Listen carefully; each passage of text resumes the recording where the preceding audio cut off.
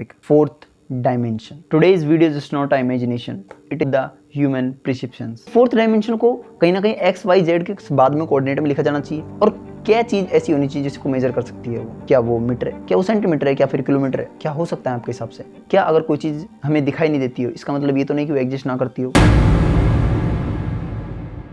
Third question जो सबसे important question है मेरे हिसाब से, क्वेश्चंस नहीं है, मेरे को मेरी थ्योरी लगती है। एक पॉइंट लेता हूँ मैं, 1D का मतलब क्या होगा कि मैं एक एक्स एक्सिस लेता हूँ, एक्स एक्सिस के ऊपर मैं एक पॉइंट को डॉट करता हूँ और मैं उसके ओरिजिन से देखता हूँ उसकी डिस्टेंस कितनी है। अगर मैं मान लेता हूँ 5 यूनिट दूर रखा हुआ है पॉइंट, उस पॉइंट के कोऑर्डिनेट जो हो जाएंगे वो हो जाएंगे 5,0 कोऑर्डिनेट हो जाएंगे, यानी कि 1D के अंदर वो पॉइंट हमको पॉइंट दिखाई देगा।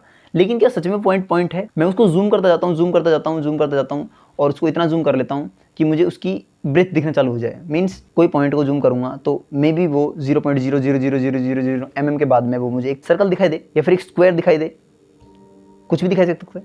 तो कहीं ना कहीं मुझे उसकी विड्थ या फिर रेडियस या फिर डायमीटर कुछ ना कुछ दिखाई देगा। कोई पॉइंट की सिर्फ एक ही डायमेंशन हो सकती है, तो वो हाइट में और विड्थ में भी दिखाई दे रहा है वो, लेकिन मेरे को तो कहीं ना कहीं 1D डायमेंशन तो एग्जिस्ट नहीं करनी चाहिए कभी भी। उसी तरीके से 2D को मैं विजुअलाइज करता हूँ। मैं एक लाइन करता हूँ कि लाइन मैंने एक पेपर के ऊपर खींची और उस इंक को मैं जूम करता जाता हूँ, जूम करता जाता हूँ, जूम करता जाता हूँ और कहीं ना कहीं मुझे उस टाइम पे एट द टाइम मुझे वो इंक की हाइट दिखेगी हल्की सी, चाहे भले वो 0.0000 mm तक हो मे बी, लेकिन वो मुझे हाइट दिखाई देगी। इसका मतलब क्या है कि एट द टाइम तीनों डायमेंशन एग्जिस्ट करती हैं, एक्स भी एग्जिस्ट करती है, वाई भी एग्जिस्ट करती है और जेड भी एग्जिस्ट करती है। तो जिस टाइम पे सब कुछ बनना स्टार्ट हुआ होगा उस टाइम पे ये फोर्थ डायमेंशन भी आई होगी, फिफ्थ भी आई होगी। अब मेरे को फिफ्थ के बारे में नहीं पता है, सिक्स के बारे में नहीं पता है, लेकिन मैं आपको सिर्फ फोर्थ के बारे में बताना है। तो ऐसे बहुत सारे डायमेंशन हो सकती है, मे बी हो सकती है, नहीं भी हो सकती। तो वीडियो को मैं इस तरीके से लेके जाऊंगा, खींच के लेके जाऊंगा ताकि आपको चीज़ें समझ में आए अच्छे से। तो स्टार्ट करता हूँ मैं सबसे पहले क्वेश्चन से अपने, जैसे मैंने बात की थी कि अगर कोई चीज़ मैं आपको एग्जाम्पल से थ्रू समझाना चाहूँगा अच्छे से। मैं मान लेता हूँ कि मेरे पास में एक सेब है, चलो छोड़ो, मैं एक सबसे सिंपल एग्जांपल लेता हूँ। मेरे पास में एक आइस क्यूब है, आइस क्यूब को मैं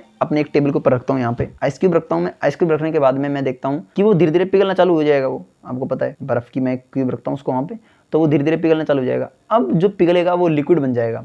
तो मैं इस चीज़ को किस में मेजर करूँगा? मैं मेजर करूँगा कि वो उस टाइम पे बर्फ़ था और नेक्स्ट टाइम पे जाके वो पानी बन गया। तो ना तो कोई मेरे पास डिस्टेंस है, ना कोई मेरे पास में हाइट है, ना कोई लेंथ है, ना कुछ भी नहीं है मेरे पास में। तो मैं उस चीज़ को मेजर कर रहा हूँ टाइम में।